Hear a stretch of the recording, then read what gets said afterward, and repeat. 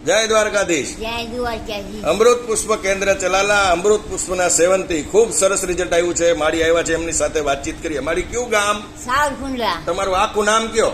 મારું આખું નામ અંજુબેન અંજુબેન હરિભાઈ અટક અટક પરમાર. હવે તમે અમૃત પુષ્પ કોના માટે લઈ ગયા હતા માં?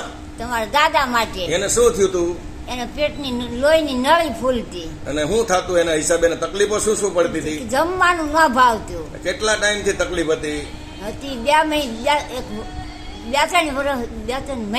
2-3 મહિનાથી. હા. એટલે શું તકલીફ? ખાઈ શકતા કે ન ખાઈ શકતા? નહીં ખાઈ શકતા. કેટલો ટાઈમ ખાધું નહોતું?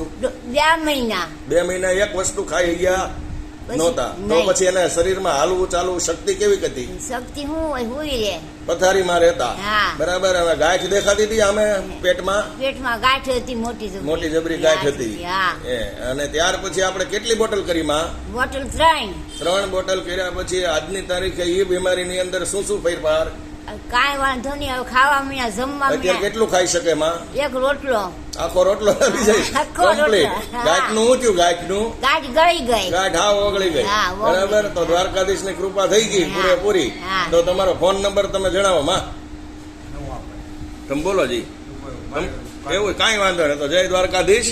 હવે આવી તકલીફ વાળા કોઈ લોકો તમારી આગળ અમૃત પુષ્પની માહિતી માગે તો પ્રેમથી અમૃત પુષ્પની માહિતી આપજો. જય દ્વારકાધીશ. જય ગુરુ મહારાજ. જય દાન મહારાજ. જય સિયારામ.